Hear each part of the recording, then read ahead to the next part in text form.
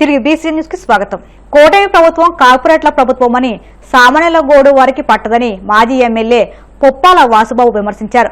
వైద్య కళాశాల ప్రైవేటీకరణకు నిరసనగా వైసీపీ పార్టీ ఆధ్వర్యంలో చేపట్టిన కోటి సంతకాల సేకరణ కార్యక్రమంలో భాగంగా బొవ్వనపల్లి నుంచి ఏలూరు పార్టీ కార్యాలయానికి ప్రత్యేక వాహనంలో 50,000 ప్రతుల బాక్సులలో నింపిన వాహనాన్ని జెండా ఊపి ఆయన ప్రారంభించారు. ఈ సందర్భంగా వాసుబాబు మాట్లాడుతూ పేద బడుగు బలహీన వర్గాల కోసం జగన్ నేతృత్వంలో ఏర్పాటు చేసిన ప్రభుత్వ మెడికల్ కళాశాలను ప్రైవేటీకరణ చేయడం దారుణమన్నారు. ఈ కార్యక్రమంలో ఉంగుటూరు, భీమడోలు, నిడమర్రు, గణపవరం మండల అధ్యక్షులు మరడా మంగారావు, రావిపాటి సత్య శ్రీనివాస్, సంకు సత్యకుమార్, దండు రాము, మాజీ DCCB director Kandulapati Srinivas, Unguturu MPP Ganta Srilakshmi, YCP శ్రేణులు పాల్గొన్నారు. ప్రైవేటీకరణ చేస్తున్నటువంటి కుటుంబ ప్రభుత్వానికి నిరసనగా వైఎస్ఆర్ పార్టీ అధ్యక్షులు జగన్మోహన్ రెడ్డి గారు పిలుపు మేరకు కోటి సంతకాల సేకరణలో భాగంగా ఉంగుటూరు నియోజకవర్గం నుంచి ఈ రోజున సుమారు 50,000 సంతకాలు ప్రజలు ఒక ఉద్యమం లాగా, ఎందుకంటే వాళ్ళకు వచ్చే అవకాశాలు పోతున్నాయి. బడుగు బలహీన వర్గాల పిల్లలు డాక్టర్ గాను, ఇంజనీర్ గాను అవ్వాలంటే స్వర్గీయ రాజశేఖర రెడ్డి గారి టైంలో ఆ ఫీజు రిమెంట్ పథకం ద్వారా ఒక మంచి చేశారు. జగన్మోహన్ రెడ్డి గారు దాన్ని కంటిన్యూ చేస్తూ సుమారు స్వతంత్ర వచ్చిన నుంచి కేవలం 11 మెడికల్ కాలేజీలు ప్రభుత్వ రంగ సంస్థలు ఉంటే ఈ కోవిడ్ కష్టకాలంలో కేంద్ర ప్రభుత్వంతో మాట్లాడి సుమారు 17 మెడికల్ కాలేజీలు పర్మిషన్ తీసుకురావటం, 5 మెడికల్ కాలేజీలని ఆల్రెడీ 3 సంవత్సరాల నుంచి రన్ చేస్తూ ఉంటాం. ఇంకో 11 మెడికల్ కాలేజీలకి సుమారు 40% నుంచి 80% వరకు వర్క్స్ కంప్లీట్ చేయటం. ఈలోగా ప్రభుత్వం మారటం వల్ల కేవలం ప్రైవేటైజేషన్ చేసి, ఎందుకంటే గవర్నమెంటే భూసేకరణ చేయటం, నిధులు ఖర్చు పెట్టడం, దానికి కావాల్సినటువంటి రోడ్ మ్యాప్ తీసుకురావడం, పర్మిషన్ కూడా తీసుకురావడం కేంద్ర ప్రభుత్వం నుంచి అన్ని జరిగినాయి. కేవలం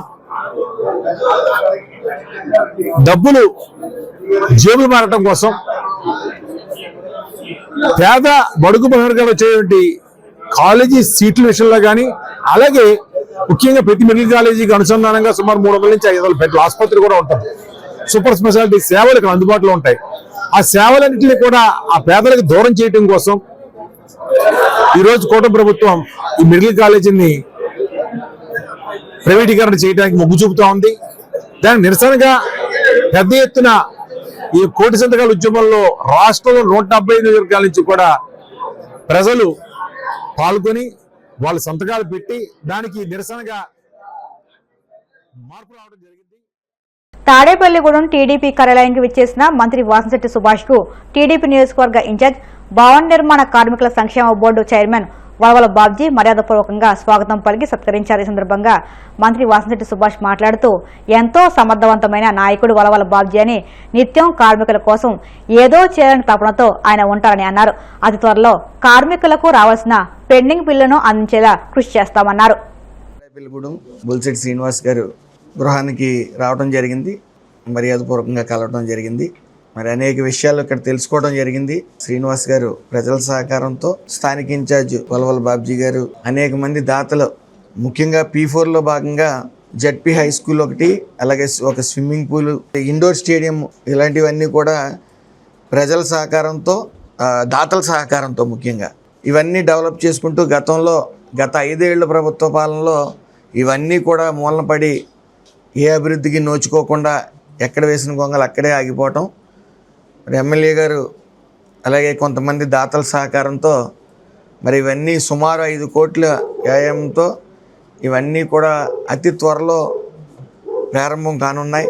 దాని మరి దాతల సహకారం, స్థానిక ఎమ్మెల్యే గారి సహకారం, ప్రభుత్వ గారి సహకారంతో మరి ఇన్ని ప్రారంభోత్సవం నోచుకోవడానికి కూడా గర్వించదగ్గ విషయం. P4లో భాగంగా ఇవన్నీ చేస్తూ ఉన్నారు. అలాగే తాడేపల్లిగూడెం కూడా సర్వవేగంగా ఇటు ప్రజల సహకారంతో, ఇటు స్థానిక ఇన్ఛార్జ్ వలవల బాబ్జీ గారు సహకారంతో, ఎమ్మెల్యే గారు చురుగ్గా ఈ యొక్క అభివృద్ధి కార్యక్రమాలను ముందుకు తీసుకెళ్తా ఉన్నారు.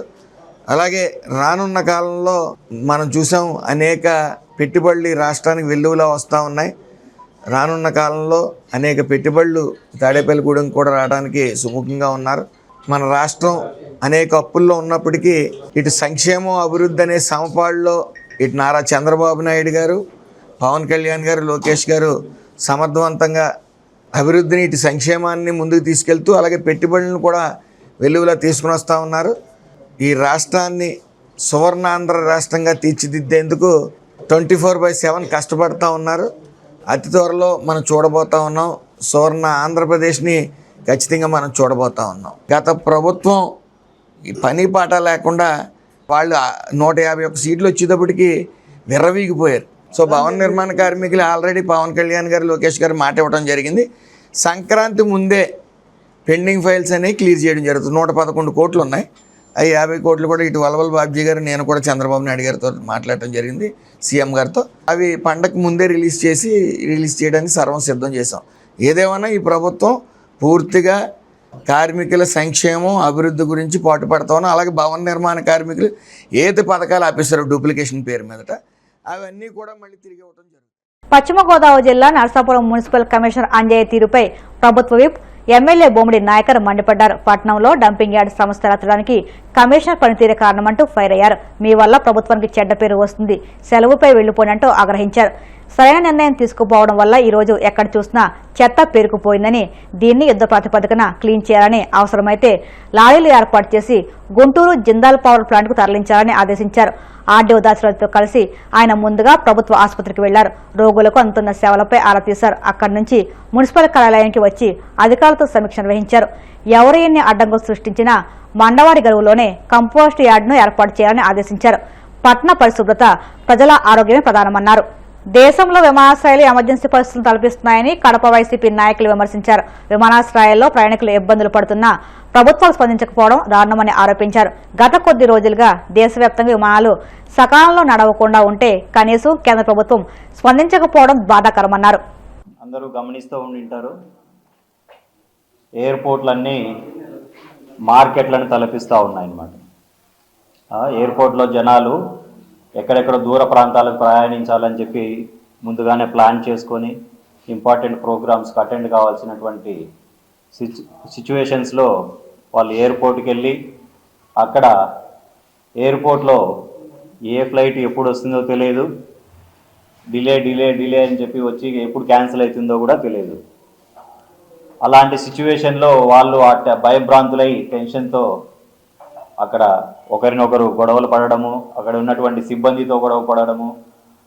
ఎందుకంటే వాళ్ళ సిచ్యువేషన్ ఎమర్జెన్సీ సిచ్యువేషన్ అలాంటిది.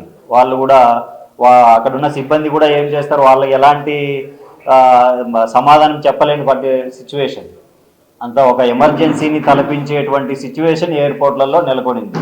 ఇది ఏదో ఒక ఎయిర్పోర్ట్ 2 ఎయిర్పోర్ట్లో కాదు, మొత్తం యావత్ భారతదేశం అంతా. ఎందుకంటే యావత్ భారతదేశం ఒక ఇండిగో అనేటువంటిదే మన ఇండియాలో ఉన్నటువంటి ఒక మేజర్ ఎయిర్లైన్స్ సంస్థ. దాదాపు 2000కు పైన విమానాలతో మొత్తం దేశవ్యాప్తంగా రవాణాను నడుపుతూ ఉంది. దాని తర్వాత ఎయిర్ ఇండియా ఏదో 1000తో నడుస్తూ ఉంది. ట్రాన్స్పోర్టేషన్లో మేజర్ వ్యవస్థ అయినటువంటి ఇండిగోనే ఈరోజు ఇబ్బంది పడే సిచ్యువేషను ఎందుకు ఈ విధంగా జరుగుతాం. ఎందుకంటే ఇంతకుముందు కూడా ఎయిర్ ఇండియాలో చూసాం, తీరా దాన్ని ఒక ప్రైవేట్కు కట్టబెట్టడం జరిగింది, టాటా గ్రూప్కి కట్టబెట్టడం జరిగింది. ఇప్పుడు ఈ ఇండిగోలో కూడా ఈ సంక్షోభం మరి ఎవరికి లాభం చేకూర్చేదానికో ఎవరికి నష్టం చేకూర్చేదానికో ఆ పరిస్థితులు జరుగుతూ ఉన్నాయి. ఎయిర్ ఇండియాలో ఇదే జరిగింది, ఇప్పుడు కూడా అదే పరిస్థితులు సృష్టిస్తూ ఉన్నారనమాట. ఇప్పుడు ఒక వ్యవస్థని సక్రమంగా నడపలేనప్పుడు ఓటుపోలి అయ్యేందుకు సెంట్రల్ క్యాబినెట్ ఒక గవర్నమెంట్ ఆధీనంలో ఉన్నప్పుడు దాన్ని చక్కదిద్దుకునేదానికే కదా, ప్రైవేట్కి అప్పచెప్పి వాళ్ళ దగ్గర కమిషన్లు తీసుకునేదానికి కాదు కదా. క్యాబినెట్ హోదాలు ఉన్న వ్యక్తులు తీసుకోవాల్సిన నిర్ణయాలు ప్రజలకు ఉపయోగపడే విధంగా ఉండాలి, కానీ ఏదో పెత్తందారుల దగ్గర కమిషన్లు తీసుకునేదానికో లేకపోతే ఇంకొకరికి కట్టబెట్టేదానికో ఉండకూడదు. తెలంగాణ రైజింగ్ గ్లోబల్ సదస్సులో ముఖ్యమంత్రి రేవంత్ రెడ్డి తెలంగాణ రైజింగ్ 2047 పేరుతో విజన్ డాక్యుమెంట్ ను ఆవిష్కరించారు. ఆర్థిక సమ్మళిత సుస్థిర అభివృద్ధిని 3 మూల స్తంభాలుగా పేర్కొంటూ రాష్ట్ర భవిష్యత్తుకు స్పష్టమైన రోడ్ మ్యాప్ ను ఆవిష్కరించారు. ప్రజలు ఆకాంక్షించిన స్వేచ్ఛ, సామాజిక న్యాయం, సమాన అవకాశాలు కల్పించడమే ఈ డాక్యుమెంట్ లక్ష్యమని సీఎం వివరించారు. సదస్సులో గత 10 ఏళ్ల పాలనపై ఎలాంటి రాజకీయ విమర్శలు చేయకుండా కేవలం అభివృద్ధిపైనే సీఎం రేవంత్ రెడ్డి దృష్టి సారించడం పట్ల రాజకీయ విశ్లేషకులు ప్రశంసలు కురిపిస్తున్నారు.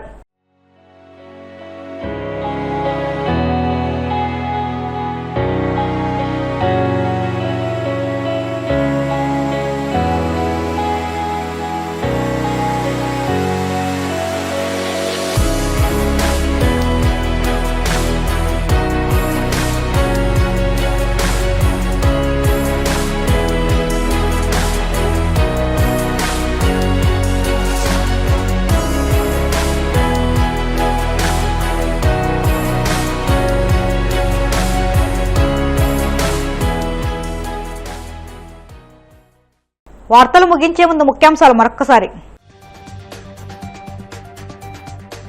రాష్ట్రంలో పారదర్శకమైన పాలన అందించే దిశగా ప్రభుత్వం కీలక నిర్ణయం.